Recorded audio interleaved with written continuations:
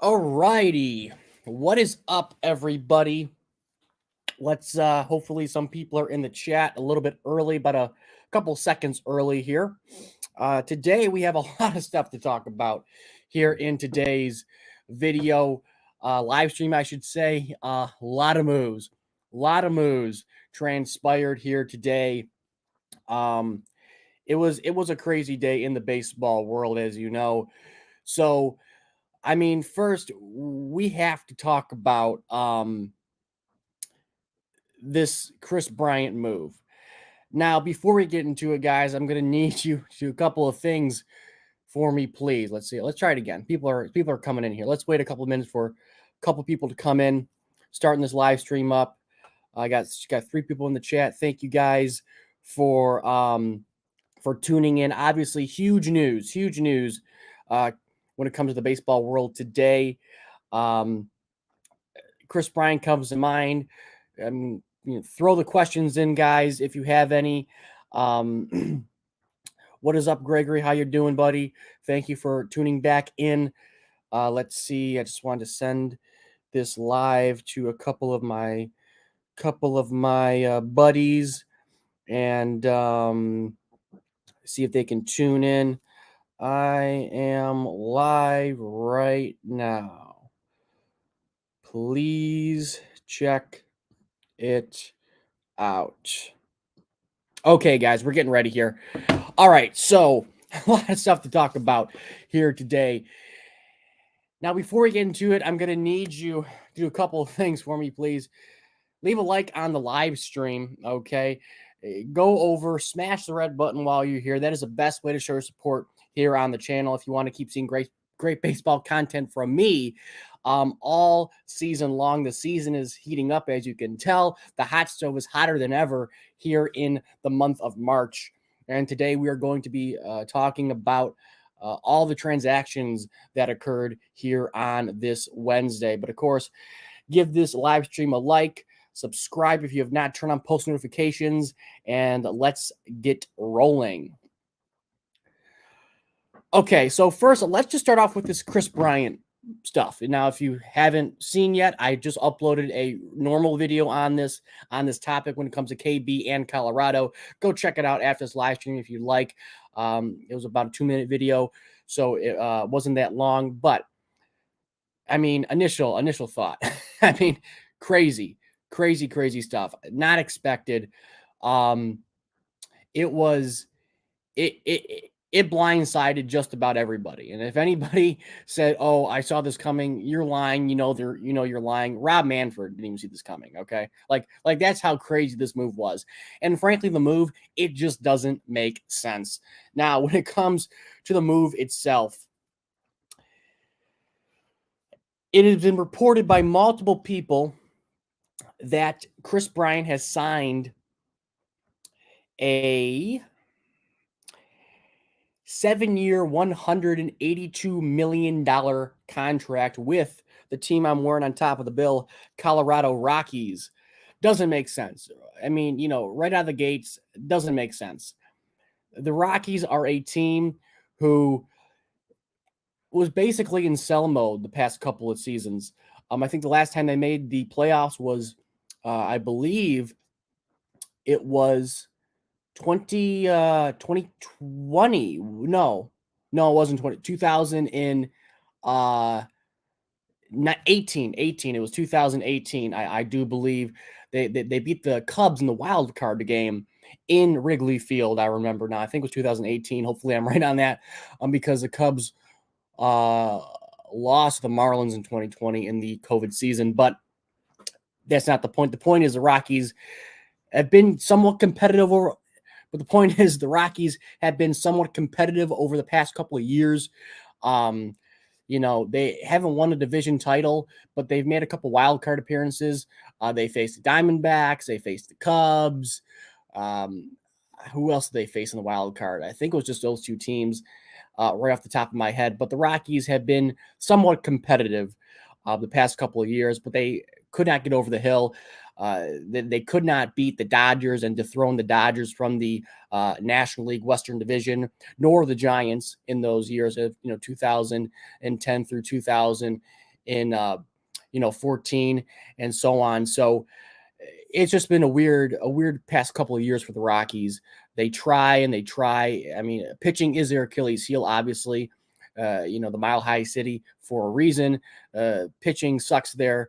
And they obviously try to win with big bats. And they've had big bats in the past. They had, of course, Tulowitzki was the first big guy. He went to the World Series with them against the Red Sox in 2007, along with Matt Holliday. Todd Helton was up there. He was a Hall of Famer now. You had guys like DJ LeMahieu who was there. You had guys like Nolan Arenado, obviously, Charlie Blackmon, and, of course, Trevor Story most recently. He's still a free agent. And they add another big bat in Kris Bryant, a guy who everybody thought initially, like, okay, it's either going to be the Phillies or it's going to be the Mets for KB, and maybe even the Cubs a little bit there. And obviously the Cubs are in win now mode, apparently. I mean, I just didn't believe he was going back to the Cubs. I didn't believe any of the former Cubs, being Rizzo, Bryant, or Baez, would go back to Chicago for this coming season and beyond. I did not believe that, and I turned out to be right. But I was wrong in the sense of I did not believe that KB is going to Colorado. Now, when it comes to the deal itself, again, Heyman tweets out it's 7 years, $182 million. And this is confirmed by Passan, by Rosenthal, by John Paul Morosi. So this is legit. I mean, this is not, satire account. I've been fooled before, unfortunately, but this is legit. So 2018 wild card. Okay. Yes, I think I said 2018. Yeah. But anyways, it's a crazy move. It doesn't make sense. Why would the Rockies want to sign up another big bat, another big contract to do what? Just to do the same thing they did with Nolan Arenado, ship him out of Colorado after 2 years of the deal? It doesn't make sense. And honestly, I'm sure if you're a guy like Bryce Harper, who was trying to recruit, KB to Philly, is beyond steamed. I mean, I wonder what that conversation is like. Like, so, KB, you don't think the Phillies are good enough for you? You want to go over and try to win in Colorado? Have fun doing that. We're going to kick your butt in the National League. I mean, I can't wait for that series between the Phillies and the Rockies in Philadelphia in particular. I'm sure the Philly fans, they might even boo. A guy like Kris Bryant when he comes into town from Colorado. But that was interesting. I could have very well seen him going to Philadelphia. Obviously, the Mets was a big one, but the Rockies just didn't see it coming. But again, 7 years, $182 million. Let's see. Any questions in here? Let's see. Alex says, I like the Tigers getting Chafin. Do you? Now, yes, I do. Real quick on the Chafin thing, I do like the Tigers getting Andrew Chafin from the Athletics. The Athletics are in sell mode, and they've been making a lot of trades. I mean, obviously was it a trade or was it a signing? No, it was a trade to the Mets when it comes to Canna and Marte, I do believe, was a trade. So Canna Marte went to the Mets. They are former Oakland A's. Josh Harrison just signed with the White Sox. He sucked, by the way, with the Tigers. I did not like him. I mean, you have Matt Olson getting traded to Atlanta, then signing an extension with the Atlanta Braves. What was it? 8 years or something like that with the Atlanta Braves. I forgot how much it was. Atlanta signed him up for. I have to check out my video here. Let's see, how much was it for signs? Yeah, 8 year, $168 million. So he signed with Atlanta. A lot of people departing from Oakland. So the Chafin thing, I like it. He has a low ERA for the Tigers. The Tigers, as you know, Alex, need bullpen help. And I hope he works out. The low ERA, which is a good thing. Hopefully, he can keep the ball down and keep the ERA down. He'll probably be, I mean, a closer. I feel like he's a closer. Probably wasn't a closer in Oakland, but like I feel like he was a closer or will be a closer for the Tigers because we don't have anybody in that bullpen to basically trust in the ninth inning. But yes. And Alex also says again, small market teams are making a lot of moves this offseason. Yes. Yes, small market teams are making a lot of the noise this offseason. That is for sure. Unexpectedly. Let's see what else. See, the Rockies pay $51 million for Cards to get Arenado. They pay $182 million for KB. Yes, I don't know what the Rockies are doing. Their mindset is stupid. I don't understand when it comes to what the Rockies are doing in Colorado. Obviously, that high altitude is getting to them a little bit there because they're going crazy up there. Now, let's get to one more. My buddy Hayden's in here. A's lost Harrison Marte, Canna via free agency, and Bassett. Chapman and Olsen via trade. At least the farm will be getting more. Yes, I do apologize. I got that one wrong. But yeah, it's crazy what the A's are doing. What other teams have done this offseason. The Rockies, what are they doing? Who really knows? The idea of getting Kris Bryant is just stupid. I don't know where their head's at. Like I said, the air is getting to them in Colorado. Now, the next thing I wanted to talk about was this Matt Chapman trade. So I have here, it says the Oakland Athletics have traded away another former All-Star, sending third baseman Matt Chapman to Toronto Blue Jays for 4 prospects, the A's announced on Wednesday. Now, the trade includes third baseman Matt Chapman. He's going to Toronto. And the A's get right-handed pitcher Gunnar Hoglund?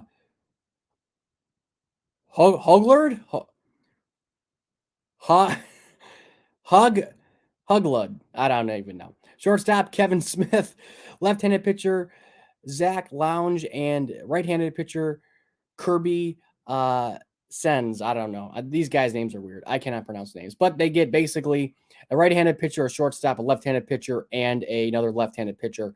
And this is what Matt Chapman says. He says, they know are talented. Chapman said, it's a team that is ready to compete now, and they are ready to win and go for it. I couldn't be happier to join that. Well, he is right. The Athletics are, the Blue Jays are a team that are in win now mode. They have a tough division in the AL East. They have the Yankees, at the Red Sox. They have the Blue Jays, the Rays. I mean, the Rays are, been rumored to be in on Freddie Freeman, which might be even more crazier than KB going to Colorado. But they have a tough division. They think they can win. They have young talent. They got Vladdy. They got Bo Bichette. They got Biggio. They have one hell of a offense. The pitching, they got Ryu. They got Gosman. And who the other guy they just got? I'm trying to think off the top of my head. Another guy they got. Oh, my God. I can't think of the other guy that the Blue Jays got. Someone put it in the chat. Who's the other guy that the Blue Jays got? Blue Jays rotation 2022. Let me see here.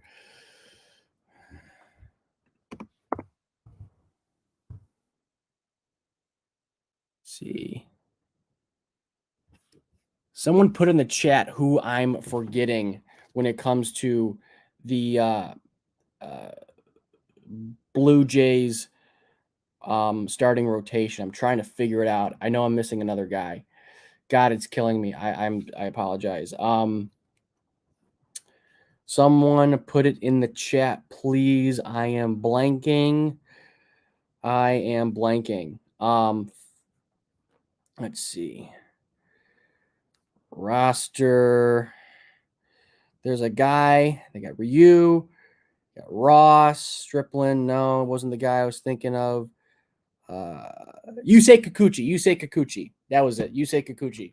That was a guy. So yeah, they got Kikuchi in there. So they have a tough division to go up against. But I will say they fixed that rotation. They replaced Robbie Ray, the Cy Young Award winner in the American League, with 3 great pitchers. I mean, some could argue that the rotation is better now than it was last year with just basically Robbie Ray and Ryu. Ryu hopefully has a bounce back season. But the Blue Jays could be another team that is in on Freddie Freeman, but we will see. Any questions in here? See, we span playoffs. I wonder why the A's and Reds are into rebuild mode when they were right there. Yes, I agree, especially with the Reds. Now, the A's, was I surprised that they actually sold? Yeah, a little bit, because like you say, I mean, they expanded the playoffs. Another 2 teams could make the playoffs in both leagues. So it's just confusing. It's a head scratcher. I mean, the Reds, I mean, they traded away Sonny Gray to the Twins. They traded away Winker and Suarez to Seattle. It just didn't make sense. I mean, some thought that maybe a guy like Trevor Bauer could go back to Cincinnati on maybe a 1-year flyer, because of course he is on paid administrative leave still by the Dodgers, to be determined when he'll come back in the fold for LA. But I agree with you. It's a head scratcher for both of those 2 squads in the AL and in the NL. But these moves by the A's and by the Reds are definitely an indicator that they're tanking. I mean, which is fun. I mean, okay, the idea that people think, oh, this new playoff format is going to prevent every single team from tanking. No, but as you can see, other teams are trying to win, a la the Rockies, a la, maybe the Orioles were in on conversations about Carlos Correa. I was like, what? I mean, I don't even understand that one. So it's just a matter of the leagues flipping when it comes to teams that want to win and teams that want to still rebuild. The A's do what the A's do. Now, I have more confidence in the A's nabbing the last wild card spot, especially with this format, than the Reds, because they have history. They know what to do. Of course, Bob Melvin's out of there. He went to San Diego. But I will say, Mark Kotsay has been in the organization for a long time. He knows that organization inside and out. Billy Beane is still there, or no. Billy Beane is not there. He's an owner of a football club now, a soccer club. So, but they still have that A's philosophy, that Moneyball philosophy, and with the extended playoffs, I don't count the A's out. I don't count them out until like September. Really, I mean, even at that, that's pushing it. I mean, wait till August. We'll see where the A's end up. But obviously, with the Chafin move, with the Olsen move, with the Chapman move to Toronto, it's an indicator that they're, I guess, tanking, quote unquote. But we'll see. Says Matthew says the A's have joined the Reds in the race to the bottom. The difference being they get prospects in return so they can have a 4-year window to develop those players. Don't worry, Cincy, you got this. I mean, little encouragement there by Matthew, a little optimist, which I like. Maybe he's a Reds fan. I don't know that for sure, but it is a race to the bottom in a sense for these 2 squads. But again, like I said, I don't count the A's out. I count the Reds out more than the A's just because of the A's history the past couple of years in the playoffs. I mean, they know what to do in Oakland. Do you think the Red Sox will get Freddie Freeman? Now, that's an interesting one. Well, I think they have a better chance of getting Freddie Freeman than the Rays do. My top place for Freddie Freeman is the Dodgers. It was the Dodgers and the Yankees, but obviously the Yankees have been ruled out with that Anthony Rizzo deal today. So the Yankees are out on Freeman. The Braves are out on Freeman with the Chapman deal, or the Olsen deal. So I got the Dodgers. I guess the Rays, just because I would kind of like to see that happen. And I guess you could throw in the Red Sox, but I got the Dodgers number 1. Their GM was on today on MLB Network. Was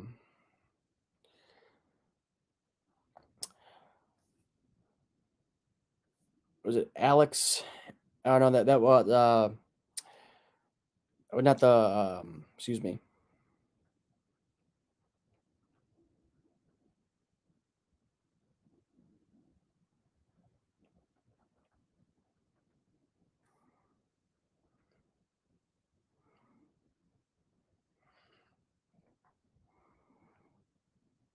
I'm just looking at Twitter right now, trying to see what's going on.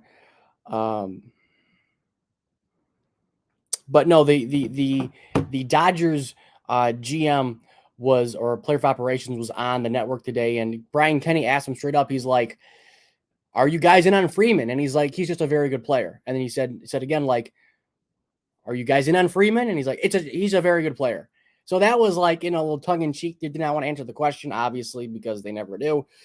But I got the Dodgers number one, far and away. I even had the Dodgers number one with the Yankees, still in it prior to this re-signing of Rizzo today.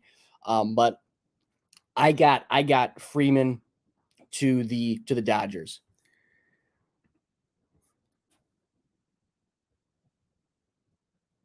Yeah, the Reds were one win away and one team away from making the playoffs last season. I'm very surprised. I agree. The Reds they want to stay competitive. I mean, they called Cincinnati the baseball capital of the world for a reason, and obviously they're not acting like it.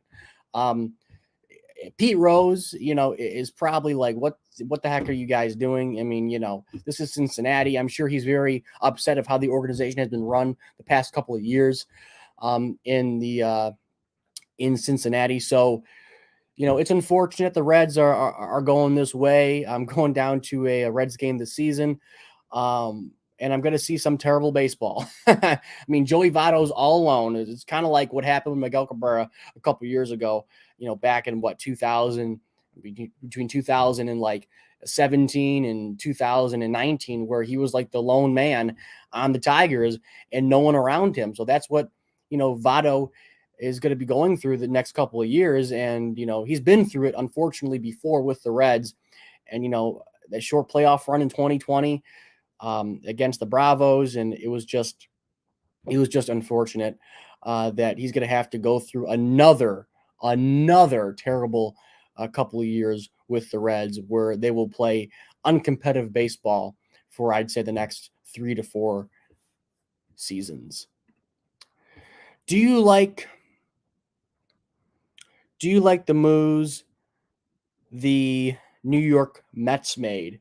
Gio says, yeah, I like them. I mean, what the Mets have done, I mean, the Mets got, obviously, they got Scherzer, they got Canna, they got Marte, they got Escobar, which I think Escobar is an underrated move. I think he will do very, very good things in Queens for the New York Mets. I like the move a lot. Trying to think of other moves that they made. They're getting was it McNeil back. So they're getting him back. We'll see what Alonso does. I'm not high on Alonso, as my friend Hayden knows. But the Mets are having their typical offseason. What is that? That's going out there, getting your fan base excited, signing this guy, signing that guy, making big moves. I mean, it's no different than when it was the Wilpons. I mean, they got Cespedes. They had a healthy DeGrom and a healthy Matt Harvey and a healthy Syndergaard and all those guys.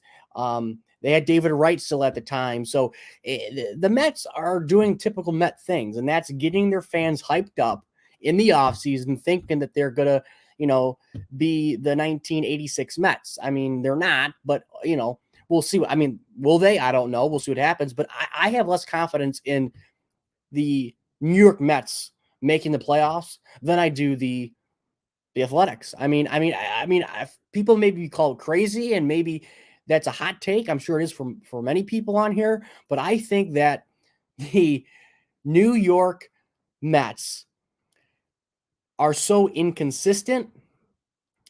They falter early in the season. I mean, before the All-Star break. I mean, it's not even like, oh, the Mets are they falter in, September or August. No, they falter like in like June, and then they fall off in July, and then they're done. And then they might be a little push there in late July to get your fans hyped up, and then they just can't do it. So that's my opinion on the Mets. The moves they made are good. I mean, don't get me wrong. I just worry about their history. I love to look at a team's history, what they do in the playoffs, their track record. The track record of the Mets now is get your fans hyped up in the offseason, get them all ready to go, have them buy the season tickets, sell the team to everybody in Queens and around New York City and Manhattan, and get everybody excited. And then once the dog days rolls around, nobody's showing up at Citi Field. So that's unfortunate for the Mets. Hopefully for the Mets' sake, that doesn't happen in 2022. Let's see. What's your favorite food at Comerica Park? I mean, they don't got a lot of like interesting stuff. I mean, Little Caesars Pizza, I guess. I mean, that's typical, but that's a typical answer because the Tigers don't have like the big hot dog like the Rangers have, or like the big, like the deep dish pizza that Chicago has, or I think they got some type of like nacho dish, I think, in Comerica Park, right? I don't know. Tigers don't have a lot of interesting food when it comes to ballpark food, but we'll see. Hello, let's go Yankees. What's up, Eric? A new guy in the stream here. Thanks for tuning in, buddy.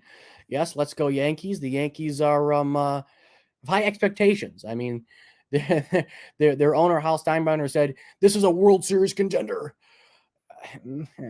I don't know. I mean, am I going to disagree? Yeah, a little bit. I mean, you have a mammoth lineup. I mean, they still haven't addressed the pitching, which to me is just mind-boggling. They haven't addressed the starting pitching.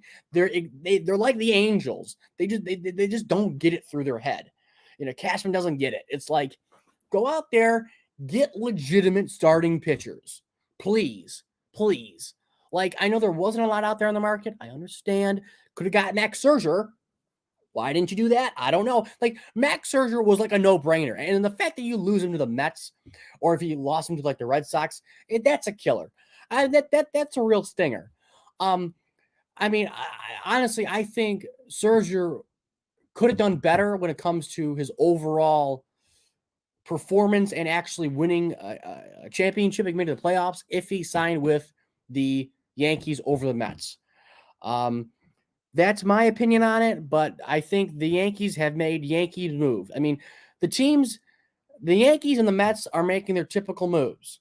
Yankees go for hitting, Mets go for a little bit of everything, and it just doesn't work out. Same with the Yankees.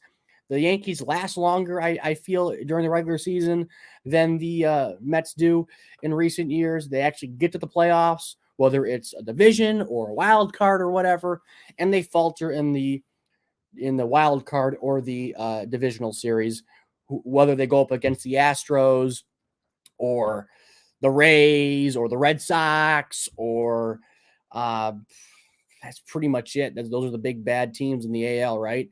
I mean, we'll see how they do against the White Sox. They kill the Twins, so they kind of hoping that the Twins, make it to the playoffs this year so they can just, destroy them again in the postseason. But the Yankees have done typical Yankees moves, and we'll just see what happens. I mean, it's a waiting game now. Let's see. Yes, here's our friend, our buddy, our pal, our friend Hayden. Let's talk with Hayden. Go check out his channel. Mets have a nice core: Nimmo, McNeil, Alonso, Davis, Escobar, Marte, Kenna, Gilmore, etc. Just need to stay healthy and be clutch. I couldn't agree more. I mean, they have to stay healthy, starting pitching and, overall. And they got to be clutch. They have to win the big games. And here's my philosophy.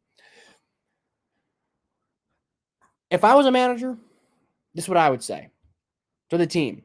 The team, I would say this. It doesn't matter how many games you win. It matters which games you win. That's what matters most. It doesn't matter how many games. It matters which games and what games you win. You got to win big games. And there's big games throughout the regular season. The big games don't just occur in the postseason. If you win the big games in the regular season in April and May and June, whatever, then you'll be more prepared to win the big games, which is every game in the postseason. So a perfect example was the Seattle Mariners of 2001 when they won like 116 games. They won. What happened? They lost the Yankees in the first round. They're the best team in baseball history, regular season wise. They lost. It doesn't matter. Their whole season was irrelevant. It didn't matter. No one cared. People remember just because of the record. But just like the Athletics, you win 20 games in a row. 2002. Did it matter? No, it didn't matter. It didn't matter. Why? Because neither team won a championship, let alone making it to the World Series. And that's the problem. It doesn't matter how many games you win. It matters which games you win. And those are big games, and they occur in the postseason every time. Let's see here. I think Lindor will explode this season. Yeah. I we'll see what happens with Lindor. He's is the pressure on him now? Yeah, a little bit. I mean, Baez is in there, his buddy. He's with me now. Thank you. But no, we'll see what happens with Lindor. Lindor needs to step up a little bit here. He needs to step up. I mean, he got a big contract. I mean, I think it's a little overpay, but we'll see. But no doubt he has to step up and explode if the Mets want to do anything when it comes to October. Castellanos, yeah, that's a good question. He's still out there. He's a big guy out there. Castellanos, I see Castellanos. Well, the Marlins were one. Castellanos. Well, how about the Mariners? How about the Mariners? Or maybe the Rockies. How about the Rockies too? I mean, if they're going to go for it, go for it. Castellanos. I don't want to say the Tigers, and if they sign him, that'd be terrible. I'll say Seattle for Castellanos. I'll say Seattle. Correa, yes, Carlos Correa. Yes. Correa, where would he go? God, I don't even know. I mean, the Tigers are out. The Astros seem to be in. And that's another place where Castellanos, Houston, if they're serious about winning, I could see him going to Houston being Castellanos. But Correa,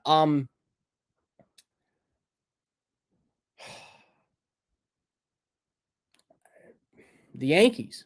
I see the Yankees. I see the Yankees. This is my thing. I got Yankees number 1. I got Astros number 2. I got Dodgers number 3. Number 4. Looking up at my hats here.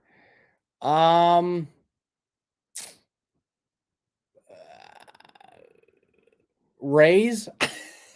I mean, just because they're in on Freeman, so why not be in Correa? Rays, sure, why not? Who knows? But my 1, 2, 3 are the best ones, I think, the most legitimate, I should say. Trey Turner, top 3 shortstop. No.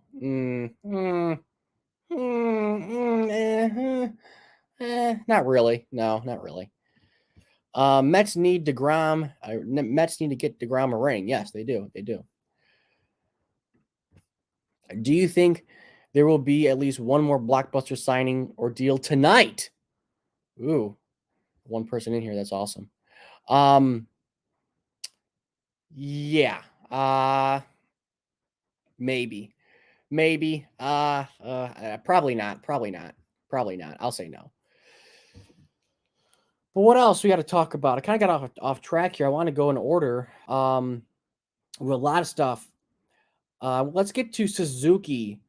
He went to the Cubs. Now, it says the Chicago Cubs have agreed to a 5-year, $85 million contract with the Japanese star outfielder Seiya Suzuki. Sources tell ESPN on Wednesday, Suzuki met with the Cubs front office and team chairman Tom Ricketts on Monday night before agreeing to the deal, source said. So he met with the owner. Suzuki met with the Cubs front office and team. Okay.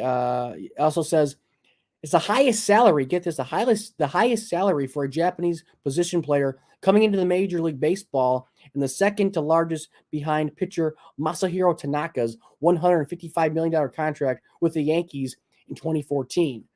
The 27-year-old Suzuki joins the Cubs after playing 9 seasons for the Hiroshima Toyo Carp in the NPB. He hit .319 with 38 home runs, 88 RBIs in 2021, and has a .315 career average with 182 home runs and a 562 RBIs. Let's see. The player has quite unique skill. Says the player has a unique skill set that has value in MLB, said the manager of the Cubs, Dave Ross, before the deal was officially announced. A lot of teams are after him. The fact that our name is at the top of the list is exciting. We are going to add as much talent in this organization as we possibly can because that's what winning organizations have. So the Cubs are winning. I mean, you can see it by what Ross has said. They're not like rebuilding. I mean, I think it's a little too late to like go all out because I think they could have signed Baez. Really do. Well, I don't think they could have signed Bryant. I don't think they could have signed Rizzo. They could have definitely signed Baez back. And the fact that they didn't get any one of those guys now with the Bryant trade or signing official, it's it's up in the air what the Cubs are going to do. Who knows? I mean, do I like it? Yeah. I mean, he has good power production. He's one hell of a hitter. Obviously, he'll do great in Chicago. It's actually quite surprising considering that a Japanese player goes to Chicago. Usually, typically, Japanese stars who go to the Major League Baseball, they go to, East or West Coast teams like the Yankees, the Mets, the Dodgers, the Giants, the Angels, the Mariners. The Cubs, I mean, they have a little bit of history with, getting Japanese players. Obviously, Yu Darvish was one of them, but of course, he didn't like come over from Japan when he went to the Cubs. But, it's all those teams, even the Marlins, you could say, are one of them, the Rays, but all the teams that are on the coasts of the United States seem to get Japanese players more than like the Tigers or the Royals or, the Braves or the Phillies or the Pirates. All coast teams seem to get Japanese players. And the Cubs, a little bit surprising, but, the fact that, Chicago has a pretty big, I would say, Japanese population. Detroit does, and I just know that for a fact. I mean, we don't have like a Pacific, tight knit Japanese community in the Detroit metro area. We have, a lot of Middle Eastern folks. We have a lot of Greek folks. We have a lot of Chaldean folks, a lot of kind of like Middle Eastern here around Metro Detroit, but not really Japanese or Chinese culture here in Detroit, I would say, which is one of the main reasons why the Tigers really don't get like Japanese stars from Asia. So it's interesting. It's an indication the Cubs are trying to win. That's what it is. And that's the message they're sending to their fans. And obviously, it keeps the fans' hopes up for years to come. Now, the next thing I want to go over was Kyle Schwarber to the Phillies. Yes, Kyle Schwarber to the Phils. Kyle Schwarber, a former Cub, he could have been another guy the Cubs could have got back, but he's going to be a DH like a Nelson Cruz. More opportunities opened up for him in baseball because the DH was obviously extended to the National League. Now he signed with the National League team, the Phillies. So same thing with Nelson Cruz, the Nationals. But him going back to the Red Sox, I didn't really see that. I don't know what the Red Sox are doing. Chris Sale just got, broken rib or something, fractured rib now. He'll be out for a significant amount of time. They missed him a lot the past couple of years with the Tommy John and everything. So we'll see how he does in Philly. Obviously, my friend Philly's Hot Stove Media was very excited for that one. Pretty sure he would have preferred KB. Obviously, his buddy Harper was trying to recruit him to come to Philadelphia, like I mentioned earlier. But they got a guy in Kyle Schwarber, which is going to be a DH. He'll provide the pop. That ballpark in right field plays pretty much like Yankee Stadium does in right. Very hitter-friendly ballpark, which will help out the Phillies, and that's what they need. Dombrowski, it was interesting this year because Dombrowski is notorious for getting, big guys, signing big contracts, getting the big arms, the big bats via trade or whatever. And he was very, very quiet, very quiet. And this is, one of hopefully many big moves the Phillies, are going to make here before the season starts. So hopefully Dombrowski is heating up when it comes to the moves he's going to make for Philadelphia. And obviously Kyle Schwarber is the first of hopefully many for the Philly faithful. Now, the next one is that Zack Greinke signed with the Royals. Now, for those of you who don't know, Zack Greinke, it's a homecoming for Zack Greinke. He was originally drafted by the Kansas City Royals. That's how he got started his career. And he's going back to KC. That was quite shocking. I mean, there's another guy that the Rockies could have got this offseason. I'm sure, once the season's over or sometime throughout the season, they'll say, oh, the Rockies, try to get Zack Greinke and it fell through at the last minute or whatever. I'm sure that will happen. Zack Greinke was like probably the last legitimate starting pitcher out there. I mean, the Royals getting him, I mean, that's, I guess, just provides stability in that rotation. Is it going to change the whole division? No, it's just not, because the division's terrible. I assume the Royals won't be great. They have to compete with the White Sox. I think the Tigers are legitimate contenders. I'm not just saying that because I'm biased. I'm saying that because they have good young talent. They have Torkelson and Green will come up. They have Mize. They have Skubal. They have Manning. They have a young core. They have a good manager in A.J. Hinch. The GM sucks, but, they got Baez now, right? So they'll be competitive. The White Sox are defending champions. You always have to respect that. You got the Guardians now who are trying to be cute with it. They got the Twins who are actually making some moves, getting Gray and getting Sanchez from the Yankees and Gio Urshela as well. So the Twins are trying to stay a little bit competitive in that AL Central, a weak division. It's not like the AL East where it's like, oh my God, you have the Yankees and you have the Rays and you have the Red Sox, and it's like the Orioles are like way at the bottom. I mean, it's just not like that. In the American League Central, it's wide open still. Like I said, respect the White Sox because what they did last season, but of course, things can change from year to year in baseball, no doubt about that. So the Royals getting back Greinke was interesting, but it helps them out. It gives their fans a little bit of excitement, I guess you could say. But honestly, I think that's really all the moves that transpired today. Any questions, guys? I would love to hear them.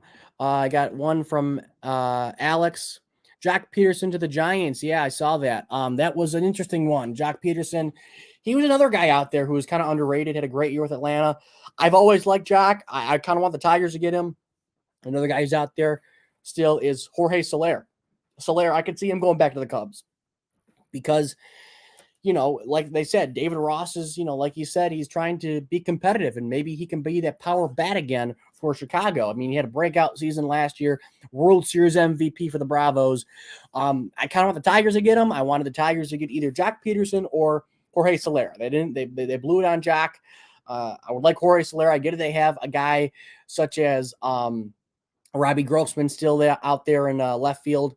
Left field, right field for the Tigers for another year. They signed a 2-year deal last year. So, the Tigers have a competitive outfield. They have Riley Green. They have Derek Hill, who is another fast, speedy kind of center fielder. They got, like I mentioned, Grossman, blanked, Grossman out there. So it's it's an interesting outfield for the Tigers. A young outfield, I would say overall. So yeah, I think the next big bat to land, aside from Freeman and Correa, and Story's still out there? Yeah, Story's still out there. Crap, yeah, Story's still out there. It is going to be Soler. I think he'll be the guy that like flies under the radar, and he'll have a great year again in 2022. Let's see. Mets talk with Hayden. Scale 1 to 10. How much do you love Casey Mize? How much I love Casey Mize? I give him an 8. I give him an 8. I know you're high on that guy. I mean, I was high just because, like, oh my God, he's like number 1 pick, and like, I was high when he came up, and then he struggled the first outing with the White Sox, and it was demoralizing. And then his first couple of starts were just terrible in 2020. I mean, I didn't understand. It's like no one's in the stands. There's no pressure on you. The Tigers suck. Like, what kind of pressure's on you? It was just terrible. But I give him an 8. I give him an 8. I feel like it's a fair one. You'd probably say 10 because I know you love him. Heck, you're a Mets fan, and I know you just sent me a picture of your Casey Mize jersey you'll be wearing in your videos when you come up here to Michigan. But yeah, I mean, it was Casey Mize is a good guy. We'll see what happens. I kind of like Torkel or Skubal better than Mize. I will say that. Well, guys, that's really all I got. I feel like in today's stream, it was kind of an all over the place one. It was a lot of crazy news, a lot of questions coming in. I was kind of a little bit unorganized, as you can see. I apologize for that, but that's really all I got. Please like, comment, and subscribe. Comment down below your thoughts on this live stream. And as always, I will catch you guys later.